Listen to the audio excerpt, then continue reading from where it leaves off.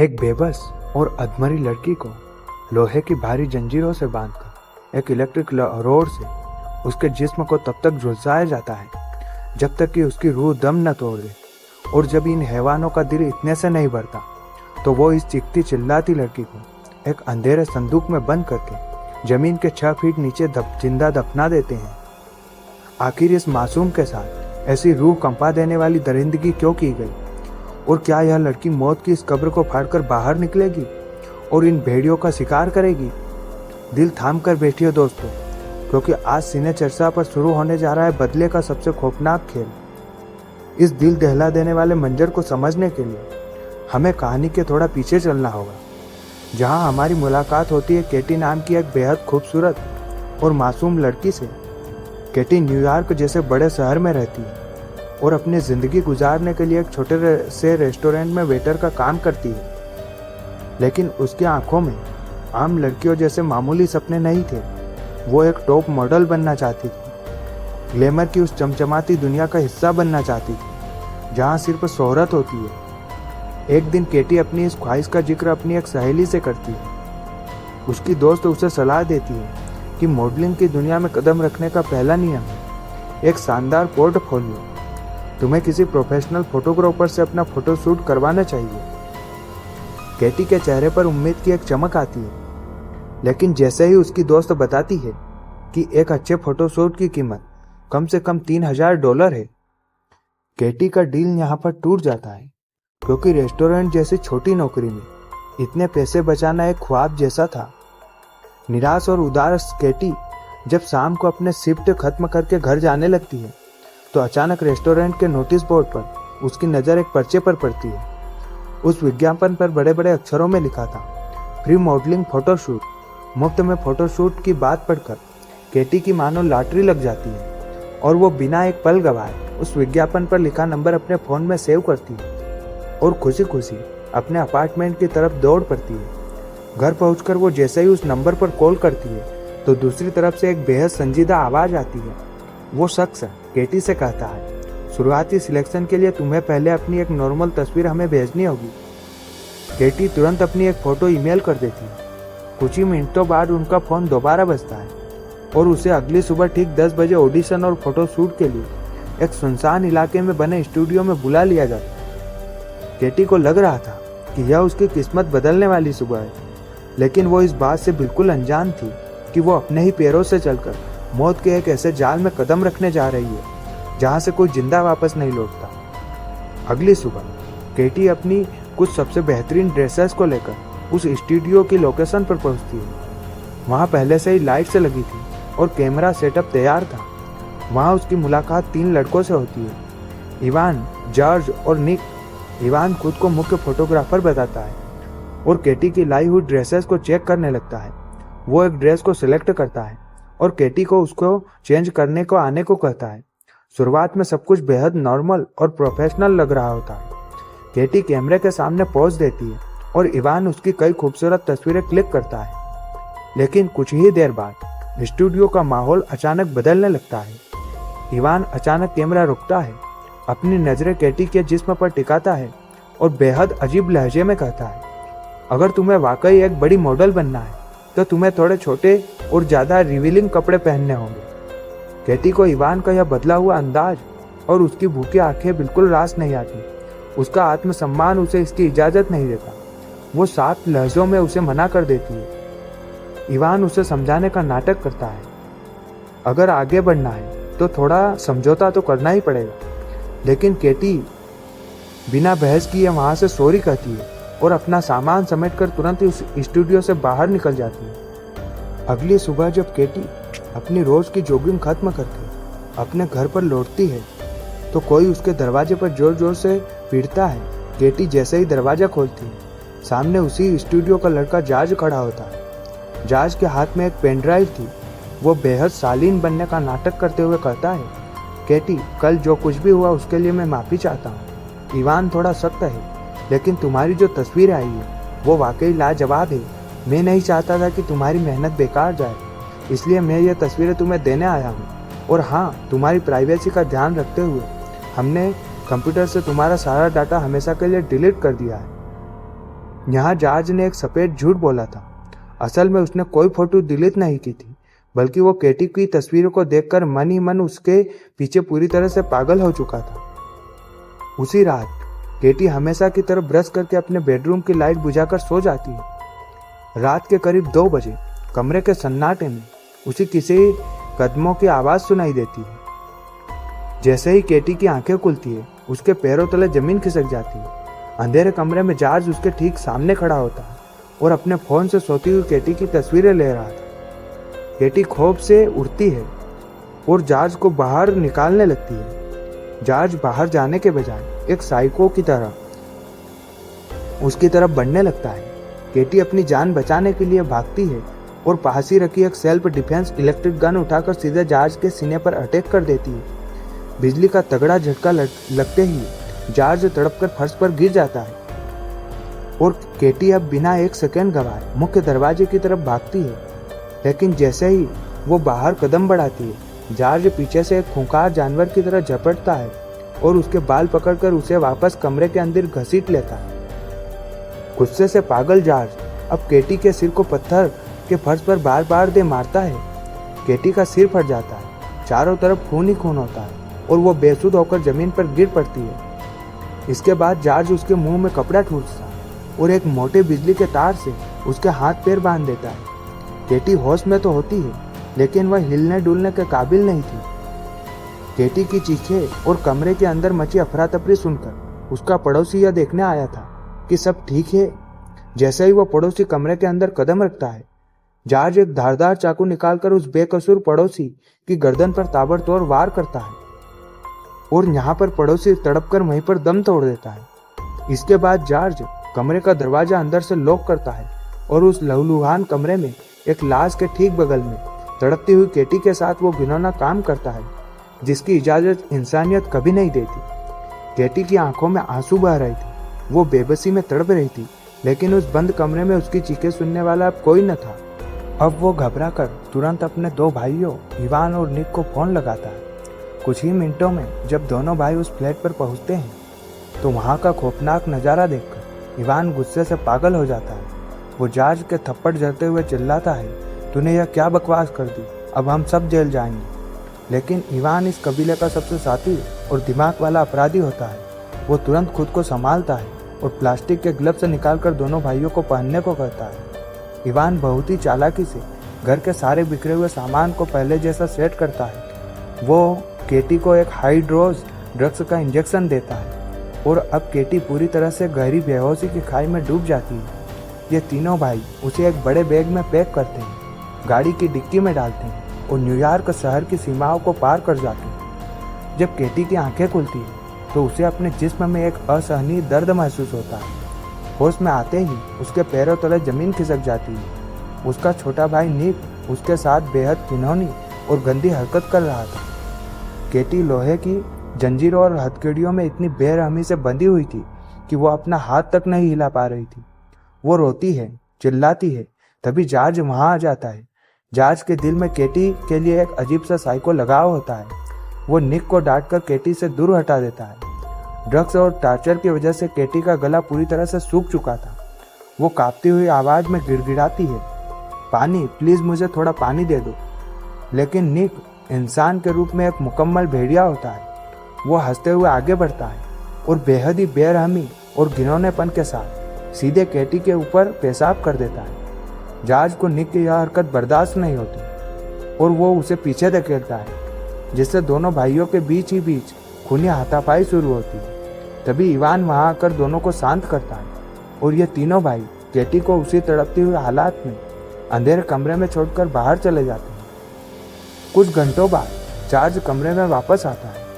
इस बार उसके हाथ में खूबसूरत ड्रेस और सैंडल होते हैं। कुछ ही देर बाद जॉर्ज वहां पर केटी के लिए कुछ कपड़े और सैंडल लेकर के आता है। लेकिन जैसे ही जॉर्ज उसे सैंडल पहनाने के लिए नीचे झुकता है तो केटी अपनी बची कुची ताकत लगाकर उसके सिर पर एक भारी बाल्टी से वार करके वहां से बिना एक पल गवाए बाहर की टूटी हुई खिड़की से छलांग लगा देती है।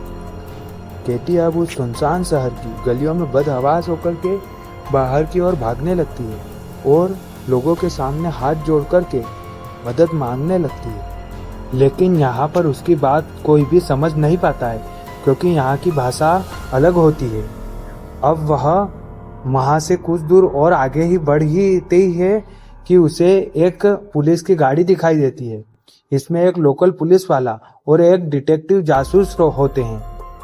यहाँ पर केटी को इस हालात में देखकर वे उसे तुरंत अपनी गाड़ी में बिठाते हैं और उसे सांत्वना देते हुए पानी पीने को कहते हैं। अब यहाँ पर केटी उन्हें बताती है कि मुझे न्यूयॉर्क जाना है। अब वे उसकी ओर हैरानी से देखते हैं क्योंकि ये न्यूयॉर्क नहीं, न्यूयॉर्क से हजारों मील दूर यूरोप का एक बुल्गारिया देश है। अब उसे समझ में आता है कि उन दरिंदों ने उसे किडनैप करके सरहद पार ह्यूमन ट्रैफिकिंग के दलदल में धकेल दिया है। अब यहाँ पर जासूस केटी को अपने सरकारी दफ्तर ले आते हैं। केटी डर से कांप रही थी और बार बार कह रही थी कि मुझे किसी पर भरोसा नहीं है, मुझे तुरंत अमेरिकन एम्बेसी जाना है। इसी बीच यहाँ पर उसकी मुलाकात एक औरत से होती है जिसका नाम अन्ना होती है और यहाँ पर वह केटी के पास बैठती है और उसका हाथ थामती है और यहाँ पर उसे ढांढस बंधाती है और कहती है कि मैं एनजीओ चलाती हूँ और तुम जैसी पीड़ित और बेबस लड़कियों को इन दरिंदों से बचाकर उन्हें नई जिंदगी देती हूँ। मैं तुम्हारा दर्द बहुत अच्छी तरीके से समझ सकती हूँ। यहाँ पर वो अन्ना उसे अपने शरीर के जख्म भी दिखाती है और कहती है कि मैं भी इसी प्रकार की दरिंदगी का शिकार हुई हूँ। यहाँ पर केटी को अब उस पर विश्वास आ जाता है। वह केटी को अपने घर ले जाने की बात करती है क्योंकि वह केटी से बताती है कि तुम्हें दूतावास में ये लोग कई हफ्तों तक बिठा कर के रखेंगे, इसलिए मैं तुम्हें अपने घर ले चलती हूँ। लेकिन दोस्तों, यह केटी की सबसे भयानक और आखिरी भूल साबित होने वाली थी। अन्ना कोई फरिश्ता या एनजीओ वर्कर नहीं, बल्कि वो उसी इवान और जॉर्ज की सौतेली माँ थी। वो दुनिया की सबसे शातिर औरत थी जो अपने बेटों के इस गंदे काले धंधे में उनका पूरा साथ देती थी। गाड़ी जैसे ही अन्ना के आलीशान घर के बाहर रुकती है, अन्ना केटी को सहारा देकर घर के अंदर लाती है और सीधे बेसमेंट की सीढ़ियों से नीचे ले जाने लगती है। जैसे जैसे केटी नीचे उतरती है, माँ की जानी पहचानी गंदी बदबू और अंधेरा देखकर उसका जिस्म खौफ से सुन्न होने लगता है। वो जैसे ही सामने देखती है तो उसकी आंखें फटी की फटी रह जाती है। यह वही खौफनाक बेसमेंट था जहाँ उसे लोहे की जंजीरों में जकड़ कर रखा गया था। इससे पहले कि केटी पीछे मुड़कर भागने की कोशिश करती, अंधेरे से निकलकर इवान उसके सामने आ खड़ा होता है। वो केटी का गला दबोचता है, उसे जमीन पर पटकता है और दोबारा उसी जगह पर लोहे की भारी जंजीरों से जकड़ देता है। केटी की चीखें एक बार फिर उस काल कोठरी की दीवारों में दफन हो जाती है। बेसमेंट के उस गहरे सन्नाटे में अब आता है इवान और जॉर्ज का बूढ़ा बाप। यह आदमी उम्र से भले ही बुजुर्ग दिखता था, लेकिन इसके भीतर एक जल्लाद छुपा हुआ था। यह हाई वोल्टेज करंट से केटी को सीधे ही टच कर देता है और जिससे झटका लगते ही उसका पूरा जिस्म कांप उठता है और अब वह छटपटाने लगती है। यह बेरहम बूढ़ा केटी को तब तक साथ देता है जब तक कि वह अधमरी नहीं हो जाती और इसके बाद यहाँ पर केटी बुरी तरह से तड़प रही होती है। उन दरिंदों का इतने से भी मन नहीं भरता तो वे और भी केटी के साथ गंदा और घिनौना काम करते हैं और इसके बाद केटी को उसी अधमरी हालत में रख कर के एक ताबूत में पैक कर देते हैं और उसे वहीं पर दफना देते हैं जैसे वहां पर कुछ हुआ ही ना हो। लेकिन दोस्तों, उन दरिंदों को यह नहीं पता था कि जहां केटी को दफनाया जा रहा है वहां पर नीचे ही एक पुरानी सीवरेज पाइपलाइन थी। कुछ ही देर में वह ताबूत नीचे की ओर खिसक कर गिर जाता है और उस पे ऊपर लगी हुई कीलें निकल जाती है, जिससे केटी वहां पर बाहर आ जाती है। अब यहाँ पर केटी उसी बदहवास हालत में आगे की ओर बढ़ती है। यहाँ पर केटी को एक कपड़ा मिलता है जिससे वह अपने शरीर को ढक लेती है और वहीं पर उसी सीवरेज लाइन में ऊपर जाने के लिए रास्ता ढूंढने के लिए वह इधर उधर भटकने लगती है। इधर इवान निक आराम से बैठे हुए होते हैं और वे आज एक पार्टी करने का सोच रहे होते हैं। सैकड़ों मोड़ों को पार करने के बाद केटी को ऊपर जाने वाली एक सीढ़ी और छोटा दरवाजा दिखाई देता है जो कि एक पुराने और बहुत ही सुनसान चर्च के अंदर खुलता है। रात का समय होता है। भूख और प्यास से तड़पती केटी वहां पर रखे पादरियों के खाने पीने का सामान और वाइन की बोतलें चुराने लगती है। तभी वहां चर्च के मुख्य फादर आ जाते हैं। कदमों की आवाज सुनकर केटी घबरा जाती है, लेकिन वो बूढ़े फादर समझ जाते हैं कि इस लड़की के साथ दुनिया की सबसे बड़ी दरिंदगी हुई है। वो पुलिस को बुलाने के बजाय चुपचाप केटी को भरपेट खाना देते हैं और पहनने के लिए साफ कपड़े देते हैं और साथ ही में पढ़ने के लिए एक पवित्र बाइबल की किताब भी देते हैं। केटी भी बिना कुछ बोले वो सारा सामान लेती है और वापस उसी अंधेरी सिविल लाइन के रास्ते नीचे उतर जाती है। फादर जब अगली सुबह उस जगह को साफ कर रहे होते हैं तो वो देखते हैं कि केटी ने जो बाइबल वहां छोड़ी थी उसमें सिर्फ एक ही पन्ना बार बार पड़ा था और उस पर खून के निशान थे, और वो पन्ना था ओल्ड टेस्टमेंट का जस्टिस और रिवेंज चैप्टर, जिसमें साफ लिखा होता है कि आंख के बदले आंख और जान के बदले जान, यानी जो पापी तड़पा कर मारते हैं उन्हें उससे भी बदतर मौत मिलनी चाहिए। फादर समझ जाते हैं कि वो लड़की अब न्याय मांगने नहीं बल्कि खुद काल बनकर उन पापियों का अंत करने के लिए निकल चुकी है। केटी अब कई दिनों तक उसी सीवर के अंदर रहकर पूरे शहर के नक्शे को समझती है। वो ये देखती है कि कौन सा गंदा नाला किस पापी के घर के ठीक नीचे खुलता है। वो उन तीनों भाइयों और उनके बाप के आने जाने का समय, उनके उठने बैठने की आदतों पर नजर रखना शुरू करती है। अब केटी शिकार नहीं थी, वो इस पूरे शहर की सबसे खतरनाक शिकारी बन चुकी थी। केटी के साथ हुई इस दरिंदगी ने उसके अंदर की इंसानियत को पूरी तरह से खत्म कर दिया था और उसकी जगह ले ली थी एक ठंडे दिमाग वाले जल्लाद ने। वह सबसे पहले उन दरिंदों के आलीशान घर में छुपकर घुसती है और वहां रखे पैसों पर हाथ साफ करती है ताकि अपने इस मिशन को अंजाम दे सके। वह हर एक भाई की पल पल की हरकत पर नजर रख रही थी। सबसे पहला नंबर आता है जॉर्ज का। यह वही साइको था जिसने केटी के फ्लैट में घुसकर इस पूरी तबाही की शुरुआत की थी। अगली सुबह केटी खुद को जॉर्ज के सामने एक झलक के लिए दिखाती है। अपने सामने उस लड़की को जिंदा देखकर जॉर्ज के होश उड़ जाते हैं, जिसे उसने खुद अपने हाथों से दफनाया था। वह भूत देखने के खौफ और उसे दोबारा पकड़ने के लालच में केटी के पीछे भागता है। केटी उसे उसी सुनसान सिविल लाइन के दलदल में खींच लेती है। जैसे ही जॉर्ज अंधेरे में आगे बढ़ता है, केटी पीछे से एक भेड़िए की तरह झपटती है, उसके गले में लोहे का फंदा डालती है और उसे खींचकर बेहोश कर देती है। जब जॉर्ज की आंखें खुलती है तो वह खुद को लोहे की एक भारी कुर्सी पर मजबूत जंजीरों से बंधा हुआ पाता है। उसके सामने अंधेरे से निकलकर केटी बाहर आती है। जॉर्ज खौफ से चीखने लगता है, लेकिन केटी के हाथ में वही धारदार चाकू था जिससे जॉर्ज ने उसके पड़ोसी का कत्ल किया था। केटी जॉर्ज से कहती है, तूने मेरे बदन को छुआ है ना, अब देख ये तेरा बदन कैसे कटता है। केटी उस चाकू से जॉर्ज के सीने, हाथों और पैरों पर जगह जगह गहरे और खूनी घाव बनाना शुरू करती है। जॉर्ज दर्द से तड़पता है, चिल्लाता है, लेकिन यह तो सिर्फ शुरुआत थी। केटी एक डिब्बा उठाती है जिसमें गाढ़ा गंदा ग्रीस और केमिकल था। वह उस केमिकल को जॉर्ज के उन खुले लहूलुहान घाव पर बेरहमी से रगड़ना शुरू करते ही केमिकल के घावों में जाते ही जॉर्ज का पूरा शरीर बिजली के झटके की तरह तड़पने लगता है।